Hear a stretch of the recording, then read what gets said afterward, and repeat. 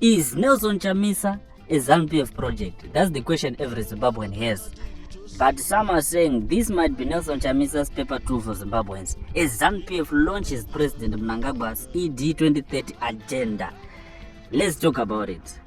So in Zimbabwe, the political landscape of Zimbabwe has been dramatically reshaped by the return of Nelson Chamisa to the front line of the opposition politics.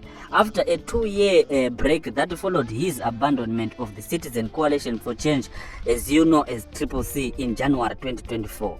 The former opposition leader has unveiled a new political vehicle, Agenda 2026.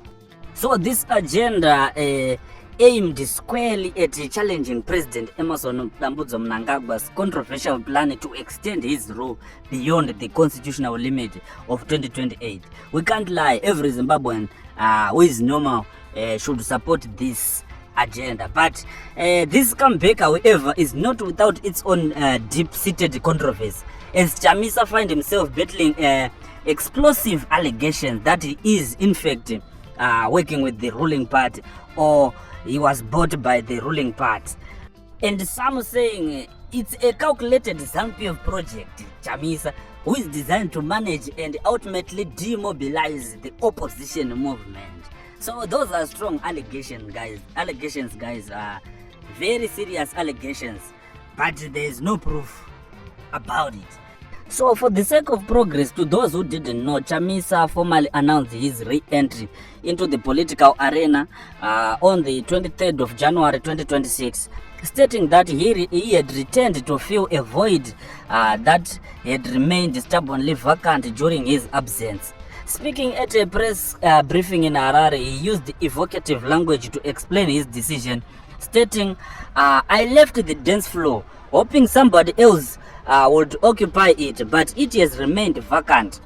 I have seen it fit to return to dance for my nation, for the citizens, and for the future."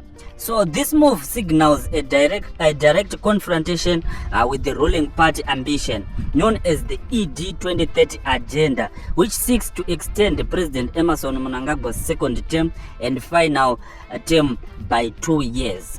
By doing so, ZANU-PF will be pushing Mnangagwa's stay in office beyond 2028, which is the constitutional limit of 2 years for him.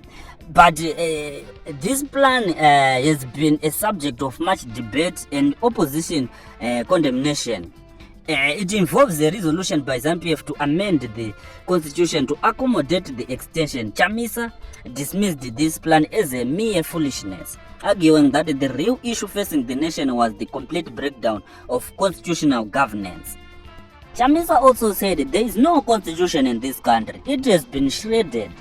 His opposition to the ED 2030 agenda is a central pillar of his new movement, positioning him as the new key figure standing against the 2030 agenda. But after all this, the most damaging aspect of Chamisa's return is the persistent accusation that his departure from the CCC was orchestrated by the ruling establishment. The claims gained significant traction following a bombshell allegations made by socialite Susan Matami, who is known ties to powerful figures within Zimbabwean politics. Ms. Matami, who is a son with President Mnangagwa's cousin Themba Mliswa, and another with the late Army General Sibusiso S.B. Moyo, publicly alleged that Chamisa was financially compensated by ZANU-PF to step away from his opposition role. So Ms. Matami claimed that the payment was part of a larger deal that included the promise of a senior position in a future government of national unit, GNU, a promise she believes will never materialize. In a scathing public statement, she accused the former CCC leader of betraying his supporters. She wrote that sometimes I don't just understand why he betrayed the people and gave everyone false hope. At Nelson Chamisa, she tagged him. I want to tell you that ZANU-PF money is very expensive. It takes your soul with you. You can't even say anything now. I know you were used by MID to manage the masses in exchange for the few coins. and promised a GNU that will never come. To the security services, you are now a traitor. They will never trust you with running the country, let alone with any state secret. Imagine the diplomatic community, Nelson, that once trusted you. She further suggested that Chamisa had chosen personal gain over the principles of the struggle, adding that this could have been you being crowned chairman, but you chose money over principles. The people were on your side. I know about the bullet incident that was sent to you, but that was just an intimidation tactic for you to make a quick decision. Money is not everything, my friend. You abused money that was donated by the public with your comrades. You are now delaying a people's revolution. Instead of us saying you are the savior, you now need to gracefully leave politics. You have failed as a leader, Nelson. Thank you for your service, but a good leader knows when to leave the stage completely. Surprisingly, adding a bizarre layer of complexity to the allegations is the unexpected intervention of George Charamba, the Deputy Chief Secretary for Presidential Communications in the Office of the President. Charamba, a high-ranking official in the Mnangagwa administration, surprisingly defended Chamisa against those who accused him of undermining opposition politics. In a public exchange on X, formerly known as Twitter, Charamba fired back at critics, stating that, "This is crazy. Why do you hold him responsible for voluntary incapacitation? Itaka opposition yacho iwe." This was Charamba. So this unusual show of support from the ruling party's inner circle has only served to deepen the mystery and fuel the narrative that Chamisa's actions are in some way beneficial to ZANU-PF. It raises serious questions about the true nature of the relationship between former opposition leader and the state machinery he claims to oppose.